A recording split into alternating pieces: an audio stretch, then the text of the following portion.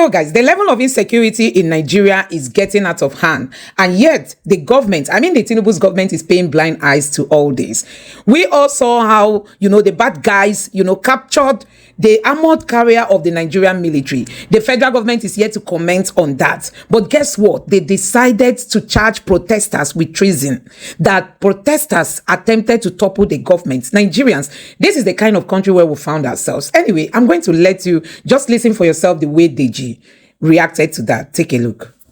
There's nothing that President Tinubu and his men, his cohorts, who are desperate to, silence dissent, attack the media. You can see the arresting journalists and also protesters and arraigning them with terrorism and all that. So there's nothing they are doing that is new or unique.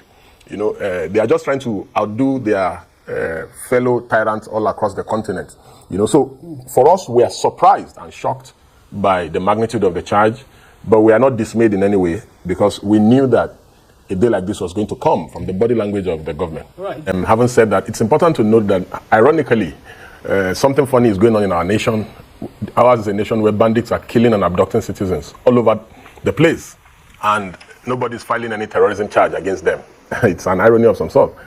Almost all across the country, filling stations have become almost like a carnival and behavioral activities. You would think that Davido, Burna Boy, and Wizkid combined are performing at the filling stations, and this has been going on for months now.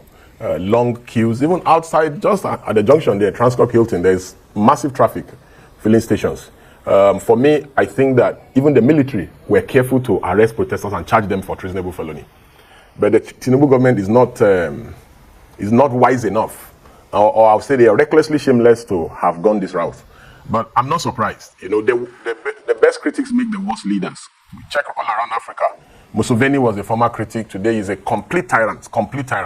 And look at the guy in Côte d'Ivoire, Ivory Coast. He opposed attempt by Laurent Gbagbo to do a third term. Now he has amended the constitution and is on a third term. So, do you think this has to do with the planned October 1 protests? Yes. Is this what the government is trying to signal to those who may have any plans to banish the thought? Yeah, of course. Even the first PRO said this was going to serve as some form of deterrence. They are scared of protest, but protest is inevitable. If fuel queues persist, if hunger persists, they are looking for sponsors of protests. They haven't found any sponsor of any protest, and that's why you see all this attempt at, blaming people that cannot be blamed. Hunger is the reason why people are those who angry. give dates for protests. Yes. They are doing the government a lot of favor. What exactly do they have in mind? Yes, those who give a date, who provide venue. Have you seen anybody saying that they want to overthrow the government among the people that give date, time, and venue? Those who give dates, if they want to do coup, would they tell the president, "Oh, we are going to coup you on October 1st. Oh, we are planning a coup. Oh, please call." Is that how people overthrow government? All over the world. But again, people don't overthrow government like that. But let's give the secret agents or agencies the benefit of the doubt. You're a lawyer, and you just might not be privy to the information that they have. And this information, they don't have it against bandits and terrorists. They only have it when there are protesters. Why are pro-government protesters not facing treasonable charges? Why is it that it's only protesters who are against the government that are the problem of this country? So the kidnappers that kidnapped and killed an emir, that does not deserve enough attention to warrant us going after them. Nobody's talking about, there's no anger on the part of government that a traditional ruler in this country was abducted and killed. All the protesters were saying is that they want bad governance to come to an end. So the government has a problem with bad governance. Yes, I know why they're angry. They're angry because the protesters wanted to go after their source of livelihood, which is when the protesters said that the politicians need to cut the cost of governance. That's what got them angry. And that's why protesters are now facing treasonable felony. So, with all of this going on now, is this likely to deter those who may want to go out to protest or come October? That is the plan. That is the aim. However, protests are not going to stop, trust me. This style, even under the military, did not deter people from protesting. How much more a supposed democratically elected government. This government and the participants of this government are people that benefited from the June 12th struggle, which was a struggle that was on the wings of protest. All of a sudden, I do not know what the issue is, or what even as we speak, comrades are still being, a comrade was arrested yesterday in church, and members of the church said, "Why are you arresting him because he protested?" They said in the church that he's an armed robber. Well, let's, we're winding down. You just said supposedly democratically elected government. Supposedly, but again, it's a democracy. Are we acting like this is a democracy? It's a democracy, and we witnessed an election. Yes. But speaking about the rights of these people, before they were arraigned today, they've been in custody. And speak to us about that length of time keeping them in custody and the rights of these people. Ordinarily, best practice we say that before you even arrest people, you've concluded investigation, and you subsequently arrest, and after arrest you arraign them.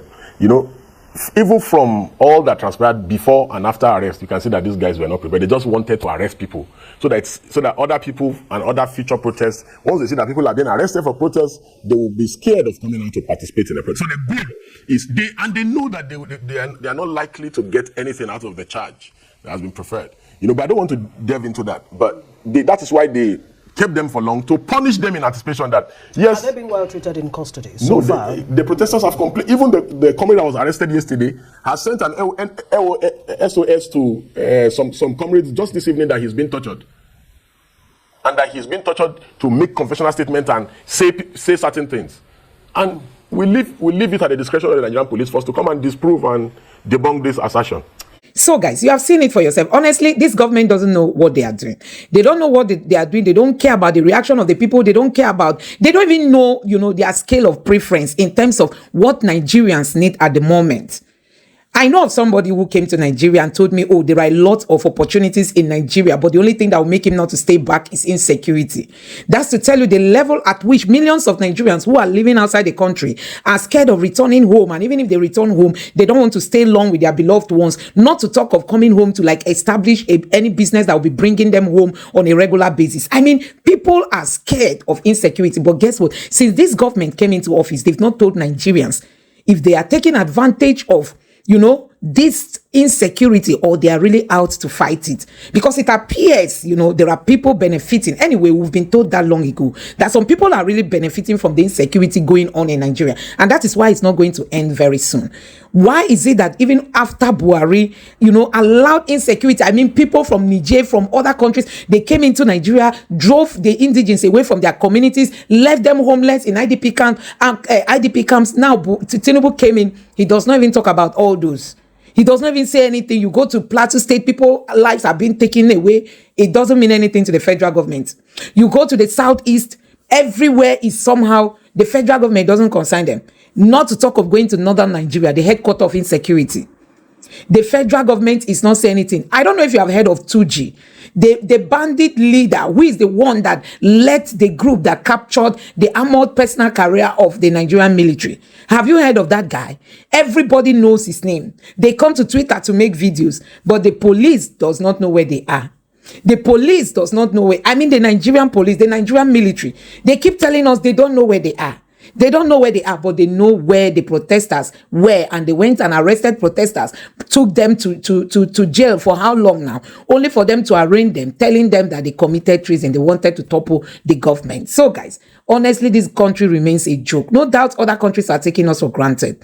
Let me know what you have to say about this in the comment section below. Please don't forget to subscribe to the channel, turn on the notification bell. Please give this video a like so that YouTube can recommend it to others. Don't forget to drop your thoughts in the comment section below. Thank you, and see you in my next video. Bye.